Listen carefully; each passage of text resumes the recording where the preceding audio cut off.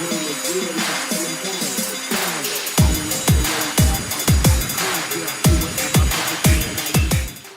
here we're going to take a look at Griffin's November 10th, 2014 running breakdown evaluation. Here you'll see him running full speed, followed by half speed or 50% speed. And then here we're going to see him 10% frame by frame. And we're not going to have to really get him going very far before we see just everything kind of fall apart. Number one, how he's kind of bending at the waist there instead of just driving out. And we're going to stop him right here and take a look at this. So let's look at the red line. The red line is indicating alignment, and you can see how his body's out of alignment. That red line should be splitting him between the eyes, and instead he's kind of on the side of that. If you look at the left arm, you see it's fully unhinged, and what that means is it should be looking like an L, and instead it's just basically straight out, more like, I guess, like an I. And then because of all that happening, you see his chest is actually opening up, and you can actually see how it's pointing more towards the wall than it is directly at us.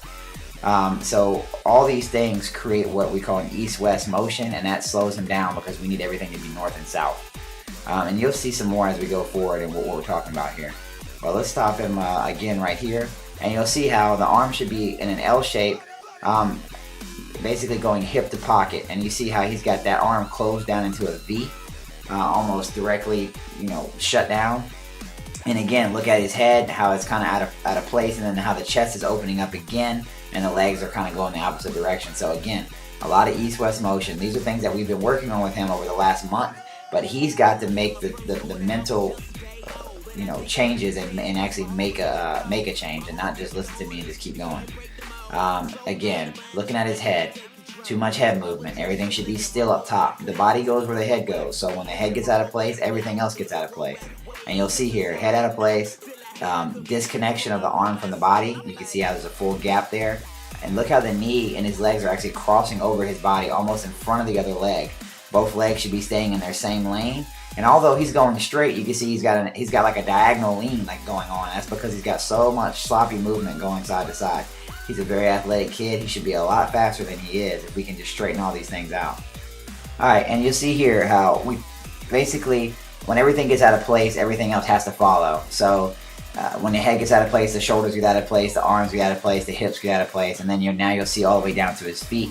And he's kind of got them offline. You can see how that blue line represents his angle and the red line represents the correct angle. I don't think that he's having a foot problem. I think he's got an upper body problem that's making him have a foot problem. So we can fix all that too by getting the upper body straightened out.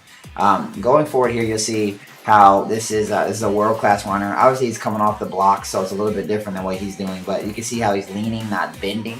You can see how high his knee drive phase is, all the way up, and you can see how everything is fluid and smooth. Again here, L-shaped arm coming up to the eye, staying connected to the body, hip to pocket, looking at his knee, horizontal, full stride out, landing on the balls of the feet. Everything is nice and smooth and fluid.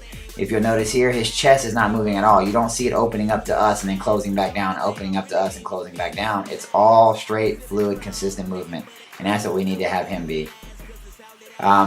Checking out his stats here, vertical leap, he was able to score a 21,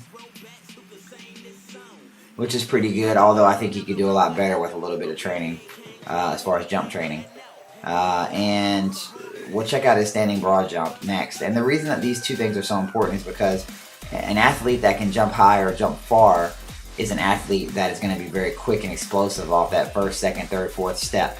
So this is the reason why these two stats are really important. This is what a lot of the NFL combine guys look at to kind of dictate, what kind of running back they think somebody might be based upon these two things and the 40-yard time. Lateral speed, 16 reps, and he could do a lot better with this if he would actually get his hips in the right place and actually get it and bend his knees. He stands up really straight a lot, and instead of getting down, I think that's just, I don't know, maybe a little bit of laziness. I get onto him a lot about it, and sometimes he does changes, sometimes he doesn't. But looking at his strength is good, except for his core strength. We need to work on that lower back. Vertical leap again was good, all that stuff's good. But what I'm concerned about is that 10 and 20-yard time. He should be a lot better off than that. He should be, we need to get him in the 1.9s, 1.8s, not 2.40. So the 10-yard time and the 20-yard time is a little bit disappointing, and I know he can do a lot better if he would just listen to what I'm telling him to do, make the changes, and then just keep working hard. So we'll keep pressing forward, and this will be a good baseline to kind of check his progress.